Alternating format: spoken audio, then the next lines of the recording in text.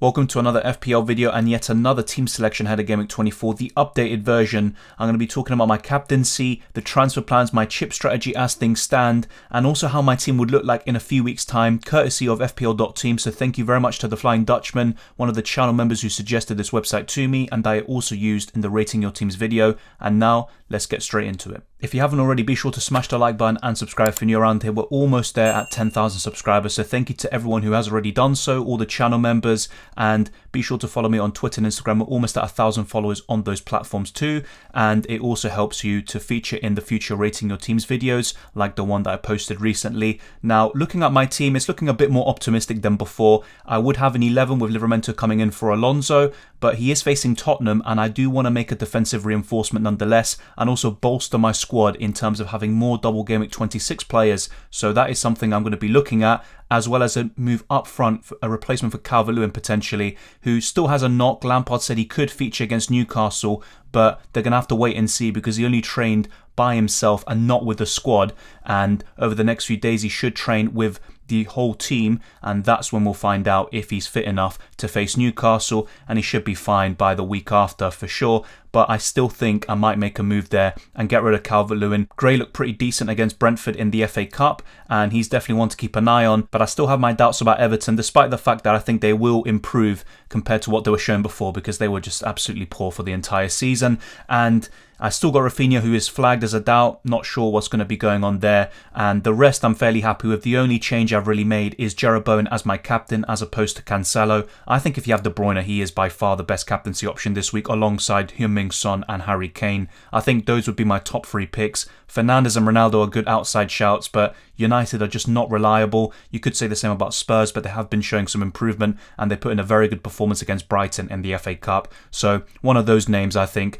And Jarrod Bowen is also in the kind of captaincy equation. So if you do have all of these players and Bowen, I still think some people would lean towards the West Ham attacking midfielder and winger, but I'm not entirely sure if I would go for Bowen over those names, those premiums that I talked about. But looking at my team and those at my disposal, it's really between Bowen and Cancelo and possibly even Ronaldo, but I just don't trust United, and I think I'm going to be going for Bowen or Cancelo. Let me know what you think of the captaincy debate down in the comment section below. And now I'm going to be showing you how my team would be looking like with my transfers, not only in Gameweek 24, but also beyond.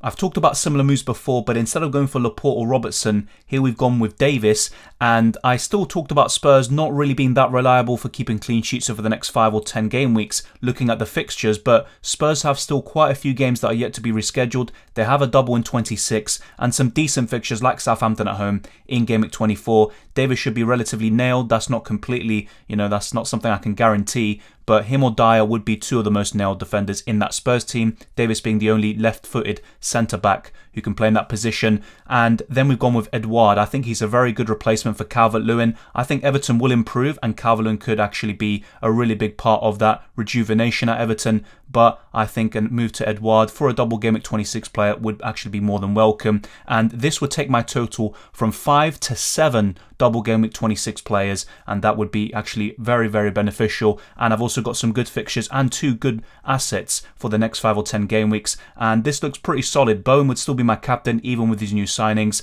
and I would have Gray in the starting 11, Dennis, Livramento on the bench, and I'd also go for David De Gea in goal instead of Aaron Ramsdale. As always, be sure to let me know what you think of these transfers and the lineup. I think it's actually pretty decent and looks much better than what my team is right now. And I'm actually going to show you how my team would look like in Gameweek 25, where we do have that double game week. Man United and Brighton are facing each other, thus forming a double game week for both teams. And I've actually got quite a lot of funds in the bank, as you can see here, 4.8 million, so I can get one of the best midfielders in recent years in Fantasy Premier League. You probably guessed it by now, Bruno Fernandes will be coming in for Phil Foden. Now, it's between him and Jota, because I wouldn't have enough money to do Rafinha or Bowen, and either way, I don't want to get rid of those players.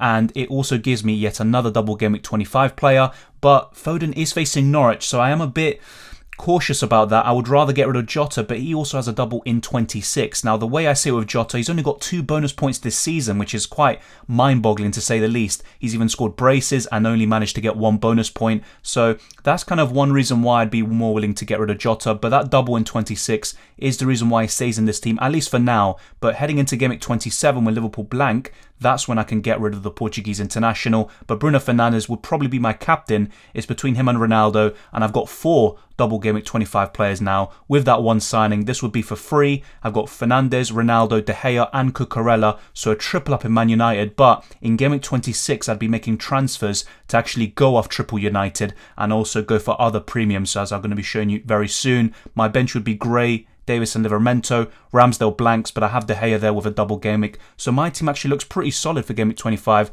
just with those 2 transfers I made in Gameweek 24 and that solitary transfer for Bruno Fernandes, who could be a great captaincy option as he showed in Double Gameweek 22. In Double Gameweek 26, I'd be putting the triple captaincy on Mohamed Salah, and I'd be making free transfers and possibly taking a -8, but I don't have to. I could only take a -4, get Salah and Kane in for the Man United duo of Bruno Fernandes and Ronaldo, and instead of getting rid of Cucurella for Cody or any Wolves defender, I could just take a -4 and stick with that. But I'm actually pretty intrigued by this because I can have a full 11 of Double Gameweek 26 players with just a -8 here and a -4 in Gameweek 24. So let me know what you think, and who is your favourite Wolves defender. I talked about Saiss possibly being the best one, but Nuri offers the best value if he can stay nailed in that team, and Cody is maybe just the safest option overall. But I actually like this team quite a lot. And once again, not many hits, not that many transfers, and just a concise plan, and I can get to an 11 in 26 and also have 4 Double Gameweek 25 players. But how would my team look like in Gameweek 27? You can see my bench here. It is bench boostable, if you can even say that, with De Gea, Cancelo, Gray and Livramento, but I'm probably going to be looking to use that bench boost in Gameweek 36 when there's going to be a major Double Game Week, and I can wildcard just a few weeks prior to then build the best team possible, a squad of 15 players potentially with a Double Game Week, and then bench boost that. And in Gameweek 26, I'll be focusing on the triple captaincy chip with Mohamed Salah. Without making any transfers, I would have a full 11 in Blank Gameweek 27 when Leicester, Chelsea, Liverpool and Arsenal all blank because of the Carabao Cup final between Chelsea and Liverpool and their respective opponents, Leicester and Arsenal. So this looks actually pretty good. Kane will be my captain. Cancelo and Bowen could also be fighting for the vice captaincy. And once again, you know, things pop up all the time with injuries, suspensions and other factors. So it's not going to be plain sailing as this, and maybe I'd be forced to take more hits in order to achieve what I want and what I showed you in the recent video clips there. But you know, this looks pretty good, and if all goes well, or if most things go well, I think this would actually look like a pretty solid plan. But the thing with plans, you have to be a bit more open-minded and able to adapt to different situations, and surely something's going to pop along. There's going to be more blanks and doubles confirmed. By Gameweek 28, we should know the blanks in Gameweek 30, and everything should be confirmed. But now with Leicester being knocked out of the FA Cup, we actually have quite a few games in Blank Gameweek 30, or at least 4 now. So Wolves will be facing Leeds in Gameweek 30, Aston Villa will be facing Arsenal, then you have Burnley against Southampton, and then Leicester against Brentford. So I think that is worth a free hit, especially if you have 2 free hits. If you only have 1, that's where it gets a bit trickier, and then maybe you want to be saving that for another game week, maybe Game Week 27, depending on your team's situation. But I think in most people's cases, if you have enough players in Game Week 27, so you might have a triple up in Liverpool like I do, maybe an Arsenal player like Ramsdale, I think you can get away with not using the free hit and saving it for Game Week 30, 33 or another one. Now, the way I'm looking to play my chips at the moment, and this is also open to change, I'll be using my wildcard probably around Game Week 34, maybe a bit earlier depending on the circumstances, my bench boost in 36, the triple captaincy in 26, and then looking at the others like the free hit, possibly Game Week 30 and 33. That's what I'm looking like at the moment, but it's not set in stone, and I don't think anyone should be setting any plans in stone, but just have a clear idea, and then if circumstances change, you can adapt to anything that's thrown at you. But those are my updated plans, my updated team selection, and I think these plans look pretty solid going into the future, and there are a few maybe problems with the plans that I've shown you. So for example, I always talk about Son offering better value than Harry Kane, but if I do decide to get Bruno in for Game Week 25, then it just makes more sense to move Bruno to Salah and then move Ronaldo directly to Harry Kane, rather than making yet another transfer midfield and taking yet another hit to get Son, maybe Kevin De Bruyne or another premium midfielder. And also in terms of strikers, there's not many that catch my eye. I think Edouard and Kane look like the 2 best strikers right now. Is Kane worth over 12 million? Probably not, but he's a better option than Ronaldo, and I can get double game weeks out of both of them. But let me know what you think of all of these plans and also of my team. And thank you very much for watching. If you enjoyed this video, smash the like button and subscribe if you're new around here.